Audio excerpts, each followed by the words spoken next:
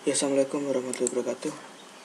Ketemu lagi dengan saya Ahmad Rifai INPM 18430003. Semester 5 dari Fakultas Ilmu Komputer Universitas Muhammadiyah Kota Metro.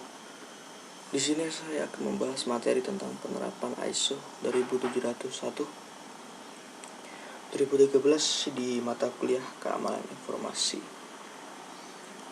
Langsung saja. Yang pertama, SNI ISO atau IEC 12701-2013. Standar Nasional Indonesia ISO atau IIC 12701-2013 merupakan sebuah standar internasional keamanan informasi yang memuat persyaratan-persyaratan yang harus dipenuhi dalam usaha menggunakan konsep-konsep keamanan informasi yang berlaku secara internasional.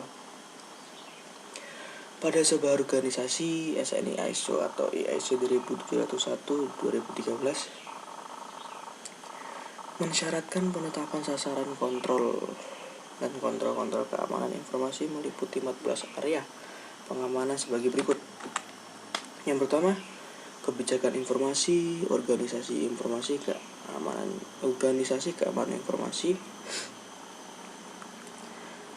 sumber daya manusia menyangkut keamanan informasi, yang D, manajemen aset, E, akses kontrol, dan kriptografi, keamanan fisik dan lingkungan, keamanan operasi.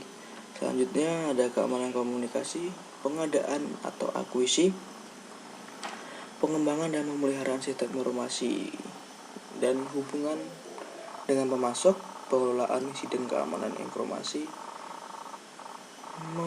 manajemen kelangsungan usaha, business continuity management, dan terakhir kepatuhan. Selanjutnya ada keamanan data di cloud computing. Beberapa poin penting dalam proses pengamanan data di cloud computing antara lain: proteksi data ketika kita sudah memutuskan untuk adopsi atau migrasi data ke cloud. Yang diperhatikan adalah bagaimana penyediaan layanan cloud memberikan proteksi terhadap data kita. Dengan metode apa mereka melakukan proteksi sehingga kita yakin data kita aman. Selain itu, lokasi penyimpanan data juga adalah pertimbangan penting di mana hubungannya dengan DC. Selanjutnya ada security control. Setelah data kita betul-betul terproteksi, selanjutnya adalah bagaimana keamanan dari akses terhadap data kita, rule. Bagaimana prosedurnya sehingga hanya orang-orang yang berhak saja yang dapat bisa akses data kita. Selanjutnya ada compliance standar yang diterapkan pada penyediaan layanan cloud computing, misalnya untuk keamanan data menggunakan ISO IEC 12701-2013. Untuk penyediaan layanan memakai ITIL COVID Cloud Security Alliance, termasuk regulasi internasional dan pemerintah. Selanjutnya ada multi tenancy. Salah satu sifat cloud computing adalah resource sharing.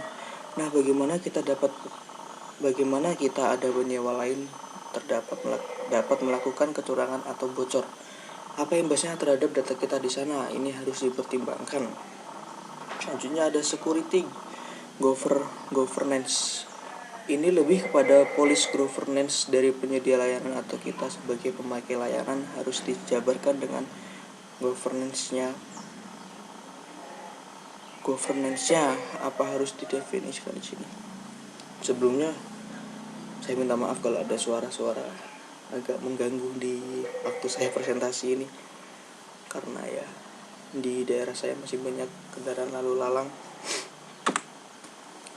Selanjutnya Information Security Management System atau ISMS, atau yang di Indonesia bisa disebut sebagai SMKI, Sistem Manajemen Keamanan Informasi.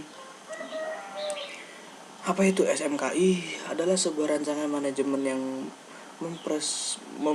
menspesifikasikan kebutuhan-kebutuhan yang diperlukan untuk implementasi kontrol keamanan yang telah disesuaikan dengan kebutuhan organisasi.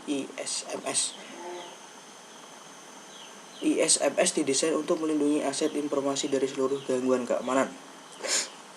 Selanjutnya, sistem manajemen keamanan informasi menjaga kerahasiaan, integritas dan ketersediaan informasi dengan penerapan suatu proses manajemen resiko dan memberikan keyakinan kepada pihak yang memerlukan bahwa semua resiko ditangani dengan baik. Selanjutnya, mengapa sistem manajemen keamanan informasi dibutuhkan?